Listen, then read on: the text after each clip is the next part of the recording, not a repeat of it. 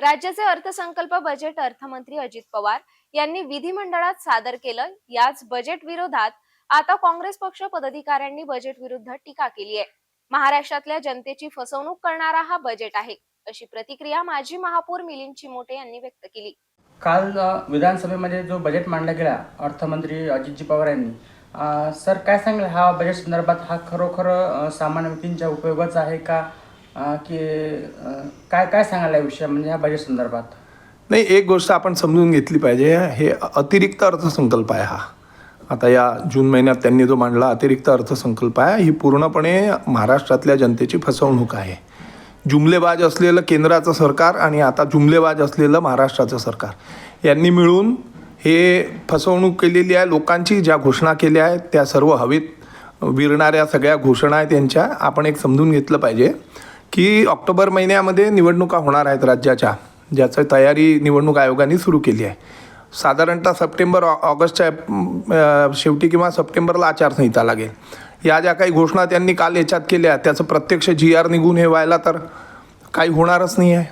मग expiry date ठरलेल्या ज्या गोळ्या असतात त्या जशा आपण खात नाही तसे एक्सपायरी ठरलेलं हे शासन आहे. आणि अशा शेवटच्या 2 महिन्यामध्ये उरलेल्या 1.5 महिन्यामध्ये एकदम 1,00,000 कोटी रुपयाचा बोजा यातल्या ज्या घोषणा आहेत त्यांनी शासनाच्या याच्यावर पडणार आहे. त्यामुळे हे काही द्यायचंच नाही आहे ना. घोषणा करायची आणि आपलं शासन बंद करून निघून जायचं. निवडणुकांच्या वेळेला लोकांना प्रलोभनं द्यायचे, एवढाच त्याच्या मागे हेतू आहे. याच्यातली कोणतीही योजना ते सुरू करू शकणार नाही. आपण एक समजून घेतलं पाहिजे की या राज्याची 1,20,000 कोटी रुपयाची वित्तीय तूट आहे आणि 20,000 कोटी रुपयाची महसुली तूट आहे. या नवीन ज्या घोषणा यांनी केल्या याचा 1,00,000 कोटी रुपयाचा अतिरिक्त बोजा पडणार आहे. ह्याच्यासाठी पैसा कुठून आणणार याच्याबद्दल वित्तमंत्री काय बोलत नाही. त्याच्यामुळे त्यांना माहिती आहे की हे काही द्यायचंच नाही आहे.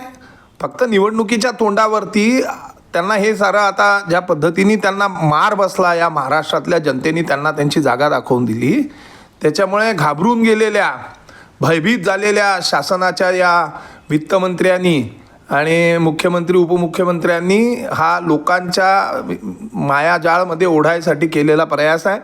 महाराष्ट्रातली जनता अतिशय सुजाण आहे, कारण या बजेटमध्ये शेतकऱ्यांसाठी काही नाही, शेतमजुरांसाठी काही नाही, सामान्य माणसांसाठी काही नाही.